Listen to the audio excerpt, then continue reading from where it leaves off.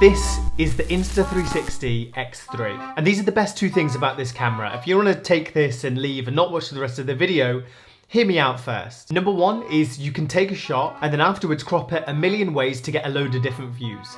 And here's what I mean. Let's say you're in the car and you're recording and you see an elephant jump out into the road. In the edit afterwards, because it's a 360 camera, you can get the shot of the elephant, you can get your reaction to the elephant jumping out.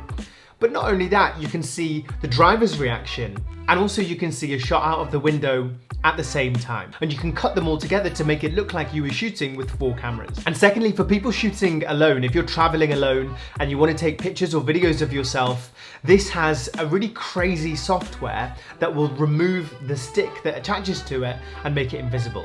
So basically it makes it look like someone's recording you, like you're being recorded by an invisible ghost that loves invisible ghosts. Ghosts are always invisible. It makes it look like you're being recorded by a ghost that loves videography.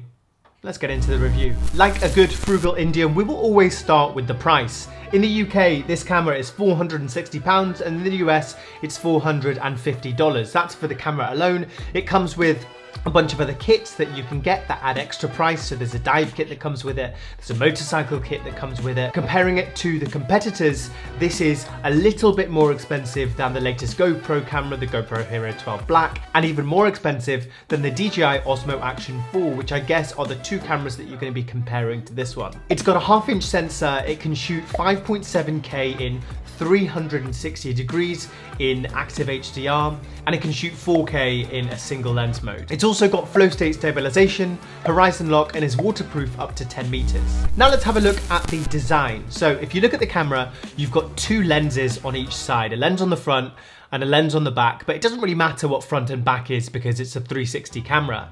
And this is your 1/2-inch sensor inside there. On the front, you've got a 2.29-inch touchscreen, which is very responsive. You've got a few different buttons on the side, so this button will turn it on and off. This is a quick shot button that will put it into a particular mode that you've preset. This is the button to shoot recording here, and then you've got another button that's going to flick between modes. This button will flick between you shooting in 360 and you shooting in a single lens mode front and single lens mode back. So if you keep pressing the button, it'll rotate through those different settings. It's about the size, I would say, of a chunky chocolate bar, if that's something you can compare to. On this side, it has got 2 ports, one of which is a USB-C port, and the other of which is a little casing where the battery lives inside, and also your SD card, micro SD card, lives inside there as well. It feels quite sturdy actually as far as these cameras go. It feels like it's pretty well made and also feels quite rugged as well. I like that I just knocked it. Who's there? Now let's talk about the video that comes out of this camera. The main USP for this camera is the 360 video shooting. So camera on the front, camera on the back, and it creates this 360 picture. This is the first 360 camera I've ever owned, and for someone that has not owned one before, it is really cool. It's like the first time you've ever owned a drone. You're suddenly getting these new pictures and ways of shooting that you've never had before. It takes both the front and the back images and it stitches them together. Now here's an example of a few shots that I've taken using the 360 mode, and the advantage of this is, yes, it's cool to have 360 video, but mainly that it creates versatility. So you can shoot front and back at the same time. So here's an example of that. This is the same shot, but this is the front camera and this is the back camera, and I can flick between them, which gives the illusion that I'm shooting with 2 cameras. And the idea of that is that you're not going to miss things because you've recorded in the wrong direction. The other advantage of having such a wide field of view is that it means that in post-production, so afterwards when you've got your footage and you're on your video editing software, you can then stabilize it because you've got so much room to work with outside of it. The software that Insta have, called the Insta360 Studio, can do loads of stuff with this footage, including stabilizing it pretty well actually. And then with that footage, you can zoom in and zoom out as much as you want. You can zoom out basically infinitely because you've got so much picture to work with. Now the footage, as you can see, is really clear and the field of view is massive, which you would expect from a camera that can create a 360 view. So the 360 footage was shot in 5.3K at 30 frames per second. You can also shoot in a linear mode as well. So linear mode is like a more traditional camera, and you can shoot that in 4K at 30 frames per second. And I was also very impressed by this. I think it does look like a camera. It doesn't look like it's shot on a fisheye lens seconds, or like a DJI GoPro like camera, it looks like it is shot on a normal camera or a phone. And I was really impressed with that, and that just shows how versatile this could be. The me mode was one of my favorite things about this, and this is for the solo traveler. So the idea is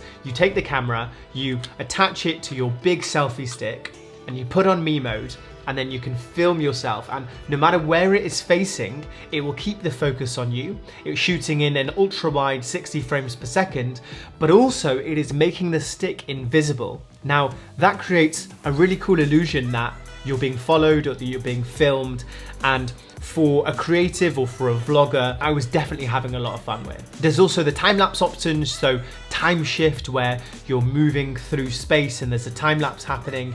That was pretty cool. You've got the slow motion settings. So here's an example of slow-mo shooting mode. Straight out the device, I've not changed any settings at all. I've just shot it in the slow-mo mode. Again, it looks pretty good. In the lower light, we've lost a little bit of quality there. The audio quality inside or when close to the camera, I was impressed with. Like anything, the further away you move it from you, the worse the audio is going to get. So if you are trying to talk to the camera when it is out on this stick, the quality of that audio is always going to be worse. So here's an example. I've got my big microphone here above me that you can't actually see. If I were to move that microphone a meter upwards, it is going to sound way worse, and that's always going to happen. This is the view from Bellagio in Lake Como. What an incredible view it is. Here's an example of what the audio sounds like when it's further away in possibly the worst conditions imaginable, where you've got a lot of wind interference as well. This is an audio test in slightly windy conditions. I'm using it at the end of the extension stick, so that should mean that the camera's pretty far from me. There's also some wind in the background, so I am inside Lake Como. What better way of testing a 360 camera than pointing it at our boat? So as you can see, the first audio, very usable. The second audio, not really usable at all, but is it a real world scenario where you're trying to vlog when the stick is that far away? Probably not, but at least you've got an idea of what you can expect. The editing software is possibly one of the best things about this. It's incredibly simple to use. I was a bit daunted by having a 360 video and thinking, well, what am I going to do with this? How can I edit it? And the editing software from Insta called Insta Studio makes that super easy. So it's got a bunch of settings where basically you import all of your footage and you can change pretty much everything. You can add keyframes, which basically mean that I want it to face this direction here, I want to face that direction there, and it will move your 360 video throughout the video as you want it to. You can get it to zoom in and out using keyframes as well.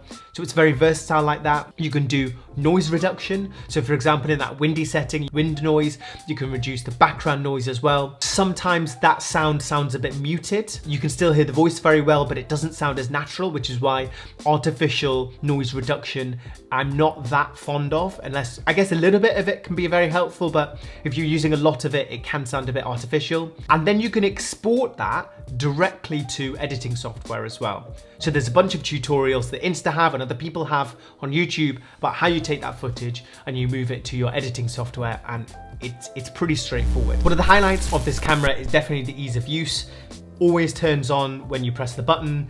The menus are very straightforward to use, and every menu option has an explanation as to what that does. So there's no questioning what the different modes do. You know how to shoot video, how to shoot photos, which mode you want to be in, the single lens, the 360. Everything on the camera is very straightforward to use and it's very responsive. So I would say 10 out of 10 easy to use. Now we're going to talk about some of the disadvantages. The first one is the price. Compared to the competitors, it is more expensive, but it is different hardware and you are getting two cameras for the price of one. It's definitely more versatile than these other cameras, so you are paying for that difference, and I guess it's bigger, so you're paying for a bigger thing. Sometimes at the overlap between these two cameras, I was seeing a little rift in the video, and here's an example of that, where you can actually see where it distinguishes between the front and the back camera. And I found that the reason for that is that I was using these lens caps that were causing that rift that I was given with the camera, but once I removed them, this in general seemed to improve and it seemed to be a lot more seamless. Even if you do get a little rift or a little place where you can see it, there's a bunch of settings you can change in the studio that can essentially get rid of this. I had an issue with the camera overheating.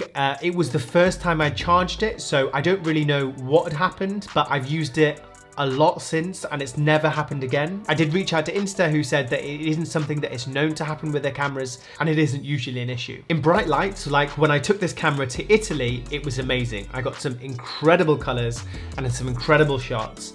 But when the light starts to get a bit lower, so in overcast weather, like in Manchester where we are, it was not quite as good as it was in the bright light. And as the light got even darker, you did lose a lot of quality in the light as it got dimmer. I do like just holding a camera and shooting. And if you're shooting in a linear mode, so like a straight mode, you can do this. But if you're shooting in a 360 camera, because I'm not used to it, I didn't realize that my finger was often in the field of view. So in a lot of the shots where I am just shooting with the camera, you can also see my finger there. Again, that's probably my fault, and that's not the fault of the camera, but just something to consider. And finally, the file sizes are absolutely massive. Bear in mind, you're shooting in 5.7K at 30 frames per second in 360 degrees. So every 1 minute of video was about 1 gig of data. So if you are shooting a lot of data, you're gonna get big file sizes. That is to be expected, not unmanageable, but just something to consider if you're going away for a long period of time. You are going to need a lot of storage. So in summary, would I buy one? Absolutely. Like I said at the beginning, it's like owning a drone. Like the first time you have a completely new field of view. It's more price, but it's also more of a camera. It's incredibly versatile, shooting back, front, side, 360. And this really could be considered the all-in-one. And I was really impressed with it. I don't think for me it will be the only camera that I use. I think it will be in addition to a few other things, but it's very portable, creates good looking footage, and I think I'm gonna have a lot of fun making some really good videos with this. I will put links to the Insta360 X3 in the video description if you wanna check it out and buy one. These are affiliate links. It doesn't cost any more to you, but it does help the channel, and they do have promotions on, which you'll be able to find through the links. If you're new to the channel, it is a very new tech channel, so if you subscribe, it would be much appreciated. Take care, guys, and I'll see you in the next one.